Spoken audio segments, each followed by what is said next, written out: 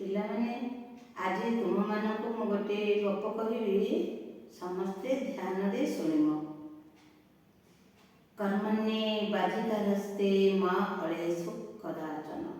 ଭଗବାନ ଏହି ସୃଷ୍ଟିରେ ଏଇଭଳି ଗୋଟେ କର୍ମଭୂମି ବିଛାଇ ଦେଇଛନ୍ତି, ଯେଉଁ କର୍ମଭୂମିରେ ସାରା ପ୍ରାଣୀ ଜଗତ ବାନ୍ଧି ହୋଇଛନ୍ତି, କିନ୍ତୁ କର୍ମଫଳ ଭଗବାନଙ୍କ ହାତରେ। ତେଣୁ ଆମେ ନିଜ ନିଜର କର୍ମ କରି ଚାଲିବା, କେବେ ବି ନିରାଶ ହେବା ନାହିଁ, ଫଳକୁ ଆଶା ରଖିବା ନାହିଁ। ନିଃସ୍ୱାର୍ଥପର ଭାବେ ଆଗ୍ରହର ସହିତ ଯେଉଁ କର୍ମ କରିବା ତାହାକୁ କୁହାଯାଏ ନିଷ୍ଠାପର କର୍ମ।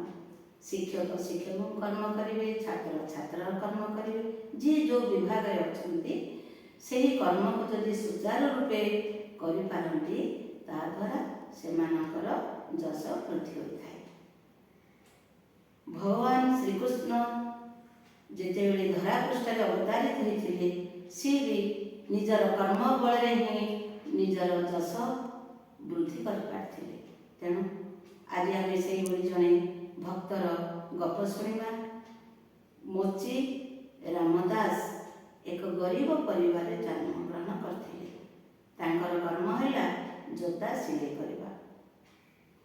ସେହି କର୍ମକୁ ସେ ନିଜର ଧର୍ମ ରୂପେ ମାନି ନେଇଥିଲେ। ତେଣୁ ନିଷ୍ଠାପର ଭାବରେ ସକାଳ ସଞ୍ଜ ପର୍ଯ୍ୟନ୍ତ ତାଙ୍କର କର୍ମ ହିଁ ଭଗବାନ ବୋଲି ଭାବି ସେ ଆନନ୍ଦ ସିଲେଇ କାମ କରିଥାନ୍ତି। ଗ୍ରାହକମାନେ ମଧ୍ୟ ମୋଚି ରାମଦାସଙ୍କ ଉପରେ ବିଶେଷ ଖୁସି ହୋଇ ସେଠାରେ ଜମା ହୋଇଯାଆନ୍ତି। ତାଙ୍କର କର୍ମ ଥିଲା ଭଗବାନଙ୍କର ଧ୍ୟାନ ହୃଦୟରେ ରଖି ହାତରେ କର୍ମ କରିବା। ନାମ ପାଟିରେ ରଖୁଥିଲେ, କାମ ହାତରେ କରୁଥିଲେ। ଦିନେ ଜଣେ ସନ୍ନ୍ୟାସୀ ସେ ରାସ୍ତା ଦେଇ ଗଲେ। ରାମଦାସଙ୍କର ବ୍ୟବହାର ଦେଖି ସେ ଖୁସି ହୋଇ କହିଲେ, ରାମଦାସ, ଆସନ୍ତା ମାସରେ ଗଙ୍ଗା ସ୍ନାନର ଯୋଗ ଅଛି, ତୁମେ ମୋ ସହିତ ଆସିପାର। ରାମଦାସ କହିଲେ, ହେ ସାଧୁ ମହାତ୍ମା, ଯଦି ମୋ ଭାଗ୍ୟରେ ଥାଏ ତାହେଲେ ଯିବି, ନଚେତ୍ ଆପଣ ଦୟାକରି ଏହି ରାସ୍ତା ଦେଇ ଗଲାବେଳେ ମୋତେ ଟିକେ ମନେ ପକାଇଦେବେ। କିଛି ଦିନ ପରେ ଗଙ୍ଗା ସ୍ନାନର ସମୟ ଆସିଗଲା। ସାଧୁ ମହାତ୍ମା ସେହି ରାସ୍ତା ଦେଇ ଗଲାବେଳେ ରାମଦାସଙ୍କୁ କହିଲେ, ହଁ ମୁଁ ଯାଉଛି, ତୁମେ ଯଦି ଖୁସି ଅଛ ଆସ।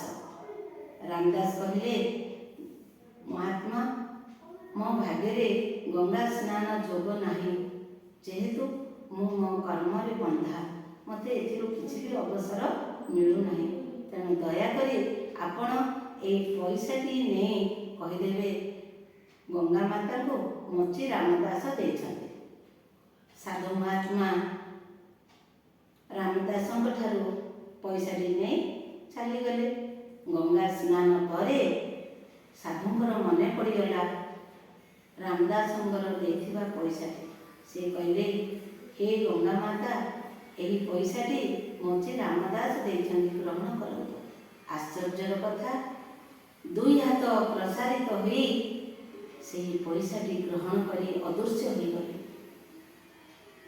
ମହାତ୍ମାଙ୍କର ସାଧୁଙ୍କର ପାଟିରୁ ବାହାରି ଆସିଲା, ଧନ୍ୟ ଧନ୍ୟ ମୋଚି ରାମଦାସ, ତୁମେ ମୋଚି କୁଳରେ ଜନ୍ମ ହୋଇ ତୁମର ଏହି ଅଲୌକିକ ଘଟଣା ଆଜି ତୁମରି କୃପାରୁ ହିଁ ମୁଁ ମାତା ଗଙ୍ଗାଙ୍କର ହାତ ଦୁଇଟି ଦେଖିବାକୁ ପାଇଲି।